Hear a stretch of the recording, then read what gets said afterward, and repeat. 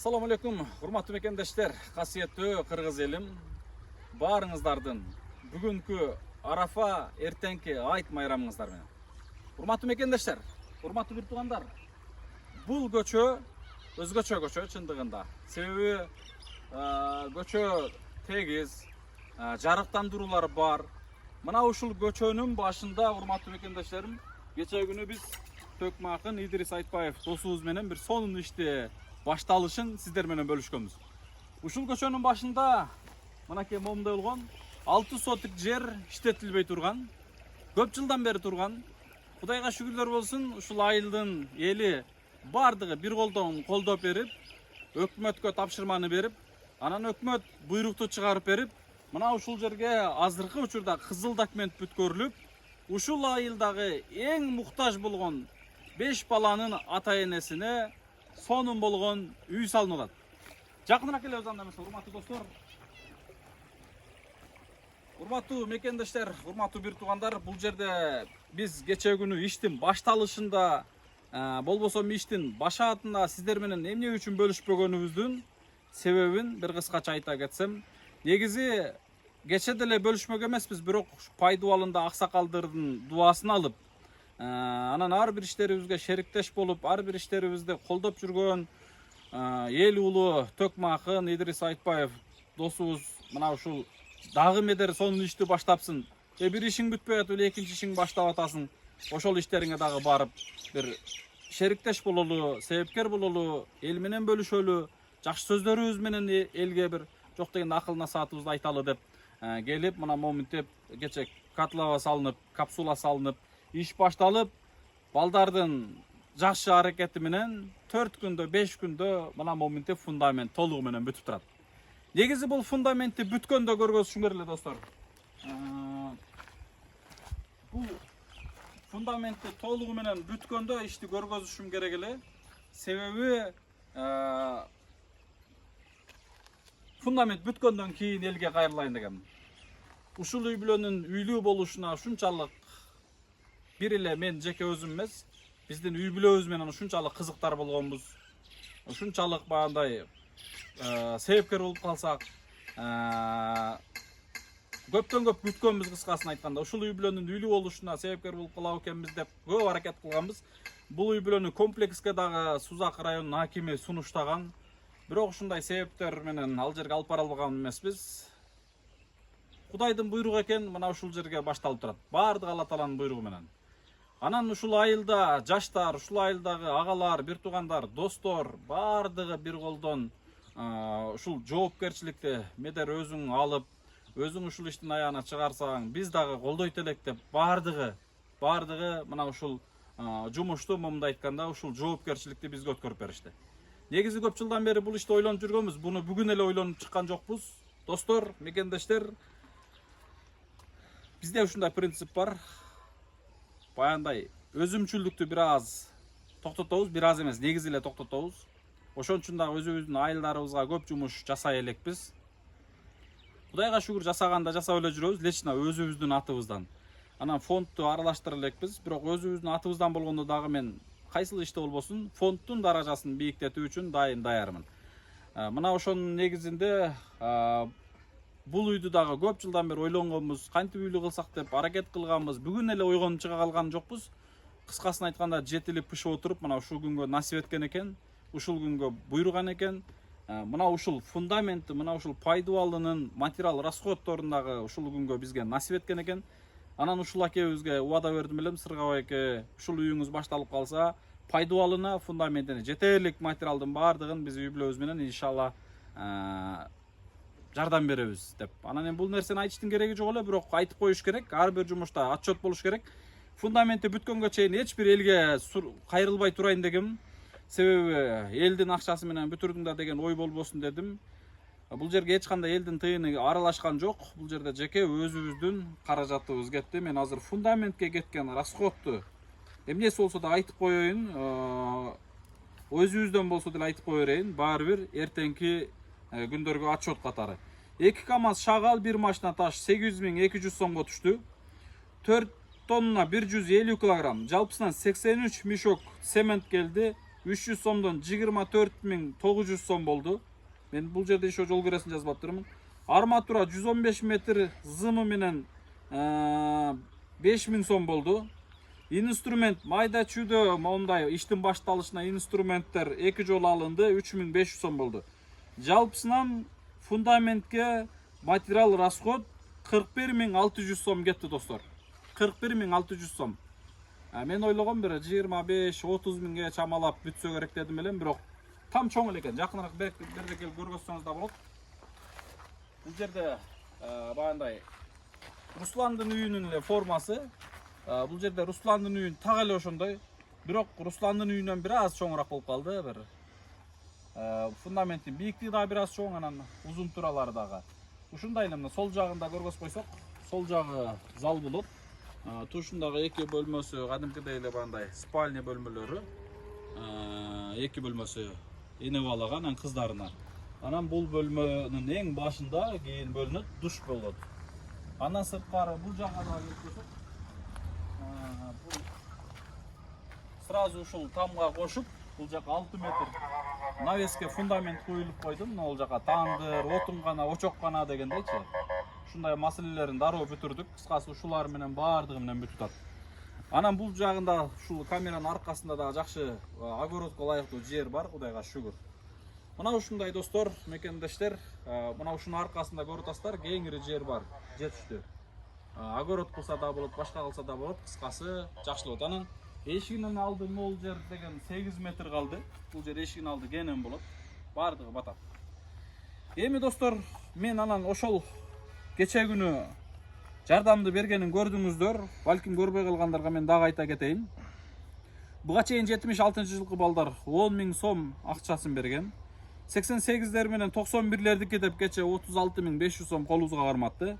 Андан сырткары 78-дердики 10 000 сом. Булар баса белгилеп кетейин, ушул айыл октябрь айылынын тургундары. Бул только октябрь айылынын тургундары азыр жардам берип атат. Мына ошентип азыр 10, 20, 36.500. 56.500 сом чогулду. Азыркы учурда бул 56.500 сомго эч кандай акчасына тие элекпиз. Анан дагы кече видео чыккандан кийин Россиядан бир Хадича деген эжебиз бүгүн 500 рубль сырга экебизге деп жөнөтүп коюптур. Андан башка жок. Эгерде Сбербанк картага ким которгон болсо, мисалы Баткенге болсо Баткенге деп жазыңыздар, Сыргабайкеге болсо Сыргабайкеге деп жазыңыздар. Азыркы учурда ошол Сбербанк картага бир эле инсан которгонун көрө алдык биз. Урматтуу достор, урматтуу мекендештер, мына ошол 56.000 сомдон мен эми азыр фундаментти куйган кызмат акысына тыйын берип койгонду туура көрдүм. Бул фундаменттин толук отчету. Фундаменттин ол жерде bir 20 кубтай фундамент болуш керек. Биз эсептегенибизде 18 ашык 19 куб болчу. Балким 20 деп коеюн, средний 20 куб. 20 кубун азыр ар кандай куят, жакшы билесиздер. 1000, 1,5, андан ашык болушу мүмкүн. Ушу 1000 сом менен 1,5 сомдун тегерегинде. Ана бул жерде лестницасы калды. Бул лестницасын да койдурабыз, Кудай кааласа. Кыскасы, урматтуу достор, урматтуу мекендештер, мына менин ошол эле кайра эле досторум бар. Ар бир иштерибизге шериктеш болуп жүргөн. Экранын артында турат. Мына ошол досторубузга мен баалашып, мындай эле алар менен тартышып баалашканыбыз жок. Кыскасы 20 000 берем десем, үчөөнө 3 бала иштеди. Багындай эсеби туура келбей калат экен. 21 000 берели десек ыраазы болду, бирок бул жерде өзүбүздүн Россиядагы, Кыргызстандагы өзүбүздүн менин досторум дагы азыр 1,5 сомдон чогултуп, 30 бала 1,5 миңден чогулткан болсо, тыйын чогултулуп атат мына ушул поколениялардын катарында эле. Кыскасын айтканда, алардын дагы ушул жерге жардамы болсун, калганы ушу мейли минусу болсун деп 21 000 сомго макул болушту. Чыңгыз, салам алейкум. Мынакей кызмат акысын тапшырдым. Бул элдин аманатын элдин алдында тапшырып бербесек болбойт. Чыңгыз өзүң түшүнөсүң досум. Ар бир иштерибизге шериктеш болуп, себепкер болуп, Русландын үйүн, Ачыдагы үйдү, Базар Коргондогу үйдү, Кашкатеректеги үйдү, дей койчу комплексти, кыскасын Ак ниет аманат коомдук фондунун ар бир үйлөрүндө кызматта жүргөн бул Чыңгыздан Алла ыраазы болсун, достордон Алла ыраазы болсун. Достордун жумушу көп негизи, бирок жүргүлө эми соопту тең бөлүшөлү деп эле түшүндүрсөң туура түшүнүп келип, ана кызматта жүрүшөт.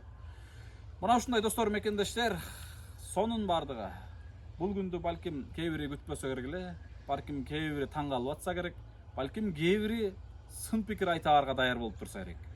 Медер кантип эле ушул өзүңдүн жердешиңе үй баштадың депчи. Анан достор, өзүңдүн айылыңда жалдырап, мусапыр болуп, көз жашын токтотпой, мени да үйлүү кылышыма себепкер болчу медер деп жалдырап турса, өзүң ушу кайрымдуулук ишинде жүрсөң, өзүң элдин кызматында жүрсөң, биринчи жардамды тууганыңан, кошунаңан, айылдашыңан башта дейт. Жок, биз тескерисинче 7 дубанды кыдырдык биринчи. 7 дубанды кыдырдык. Мына Баткенге бүгүнкү күндө үй салып атабыз. Ошко буга чейин 2-3 жыл мурун үй салып койгонбуз. Ысык көлгө чейин салдык. Нарындарга салынып аткан үйлөргө жардам бергенбиз. Үй сала элегибиз бир талас менен эле чүй калды. Бирок ал жака дагы мен салам, бирок заманбап салам деп ушундай ниет кылып жүрөбүз иншалла. Анан эми ушундай айылдын эли колдойбуз деп турса, айылдын эли жоопкерчиликти берип турса, айылыңда мусапыр муктаж болуп турса, анан мындай нерседен баш тартыш кыйын экен. Болгондо ушул айылдын тургуну болсоң, ушул айыл элинин кулуну болсоң, элдин уулу болуп туруп анан бул ишти кылбай койсоң, чындыгында кыйын экен. Баш тарта албайт экенсиң. Баш тартайын дегени менен бирок баягы эле 5 баланын ата энеси дагы деле ушундай муктаж, үй жайы жок, кыйналып турганын көрөсүң. Анан ошонун негизинде башталды. Бул албетте Жалал Абад областы, Сузак району, Октябрьский айылы. Эгерде туура түшүнгөндөр болсо, туура эле түшүнөт, туура эле кабыл алат болуш керек. Бул айылдын жаштары мына азыр колдоп атышпайбы, көрүп атасыздар. 56 000 сомдо мен азыр 21 000 сом кызмат акысына бердим. Мындан сырткары бир нече балдар чогултуп атышат азыр. Каарысынан баштап жашына чейин чогултуп атышат, достор. Өзүбүздүн жердештер колго алабыз деп турушат. Анан бул жердештер менен эртең иш бүтпөй калбасын деп мен коомчулукка дагы чыгарууну туура көрдүм. Үй башка үйлөрдөй эле заманбап условиясы менен бүтсүн дегенди туура көрдүм. Мына ушундай достор, албетте сөзүмгө коюп, кээ бириңиздердин убактыңыздарды алып, же болбосо кээ бириңиздерге зыян келтирип алган болсо, көңүлүңүздөрдү оорутуп алган болсо, албетте мен кечирим сурайм. Болгондо дагы буга чейин кимдир бирөөңүздөрдүн көңүлүңүздөрдү оорутуп алган болсом, бүгүн Арафа күн, эртең айт күн, сиздерден Алланын ыраазылыгы үчүн кечирим сурайм. Жакшы иштин артынан жакшы иш баштала берет экен, бирок бүтөт. Алла Таала сөзсүз жардам берет иншалла. Андыктан достор, мекендештер, ушул айылдагы жалпы жердештер, тургундар, аракет кылыңыздар. Шашылып калыңыздар. Кирпичине, чатырына, башка иштерине мен себепкер болоюн деп шашып калыңыздар. Кудай кааласа ушул айылда да колунда бар бир нече инсандар бар. Балким башка жактын бир туугандарына ушул соопту бербейт чыгар деген оюм бар, ниетим бар.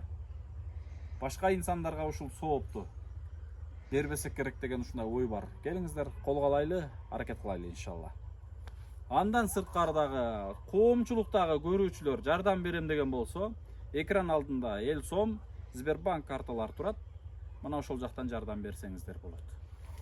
Сыргабай экөөбүздүн үйүнө Алла Таала жардам берген болсун.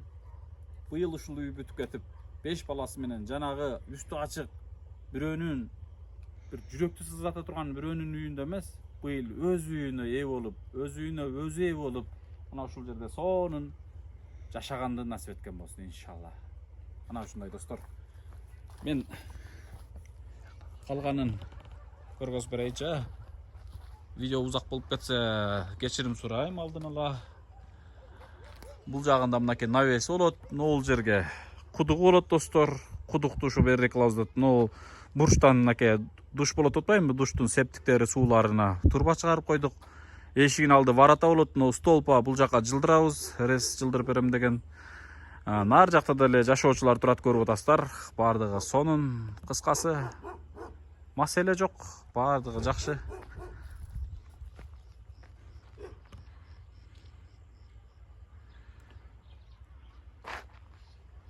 Мына ушундай достор, үйдүн үстүнө чыгып көргөзгөнгө аракет кылайын. Мынакей коридору дагы чоң, залы дагы чоң, спальный бөлмөлөрү дагы чоң. Бул жактан навеси дагы кеңири. талаанын башы, суунун башы сонун жерде Сыргабай экөөбүз жай алып турат. Мына көрүп атасыздар. Бул нол үйдүн аркасында 2 метр жер калды. Бул жак талаага кеңир жол, 2 комбайн кенен өтөт.